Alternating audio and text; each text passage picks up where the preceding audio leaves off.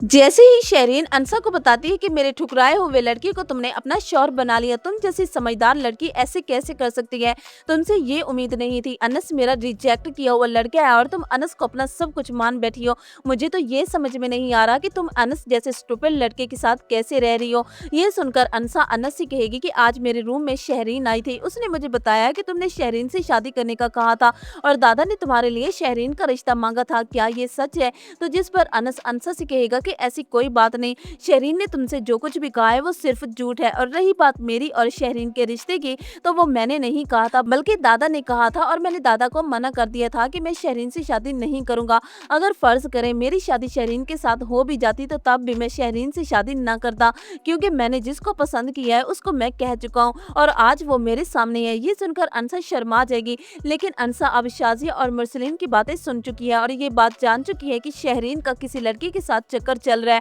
और शहरीन अपने माँ बाप के खिलाफ जाकर उससे शादी करने जा रही है। शहरीन जैसे ही अपनी माँ को बताती है कि मैं फार्म कुरैशी से शादी करूंगी और मैं फार्म कुरैशी से बेहद मोहब्बत करती हूँ। आप ये अच्छे से जानती हैं कि फार्म कुरैशी बहुत अच्छा इंसान है और आप मुझे भी अच्छी तरह से जानती हैं कि मैंने कितने लड़कों को ठुकराया, इतनी मुश्किल से मेरा दिल किसी पर आया है और इतनी मुश्किल से मेरा दिल किसी पर आए, कोई तो ऐसी वजह है जिसके लिए मैं आपको इतना इंसिस्ट कर रही हूँ। तो तभी शाजिया शहरीन से कहेगी कि तुम फाहम से कहो कि वो तुम्हारे लिए रिश्ता लेकर आए, अगर वो तुम्हें पसंद करता है तो वो अपनी माँ को यहाँ लेकर आए और तुम्हारा रिश्ता मांगे। ये सुनकर शहरीन शाजिया से कहेगी, अम्मी ये आप क्या कह रही है, मेरी और फाहम की अभी अभी दोस्ती हुई है और अचानक फाहम के सामने रिश्ते की बात करके मैं अपनी तौहीन नहीं करवाना चाहती, तो फाहम मेरे बारे में क्या सोचेगा। मैं अभी फाहम से ऐसा कुछ नहीं कहूंगी। शहरीन जब फाहम से मिलने के लिए बाहर जाएगी तो शयान शहरीन और फाहम को एक साथ देख लेगा।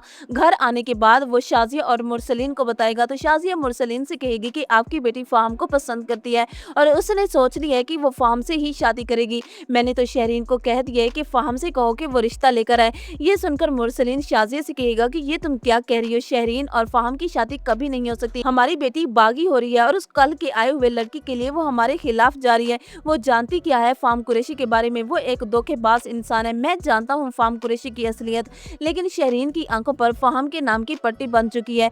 लेकिन जब अनसा अनस को बताती है कि शहरीन फाहम से शादी करना चाहती है और अपने वालिदैन के खिलाफ जाकर शहरीन ये शादी कैसे कर सकती है, तो तभी शाजिया अनसा की बातें सुन लेती है और वो अनसा से कहती है कि तुम होती कौन हो मेरी बेटी के खिलाफ बातें करने वाली। जिस पर अनसा शाजिया से कहती है कि मुझे वैसे हैरत हो रही है आप पर, आप मेरी और अनस की शादी के खिलाफ थी, लेकिन अब आपकी खुद की बेटी आपके खिलाफ जाकर सख्त कदम उठाने वाली है। तो अनस अनसा को चुप करवाएगा और अनसा से कहेगा कि तुम चुप रहो, ये हमारा मसला नहीं है।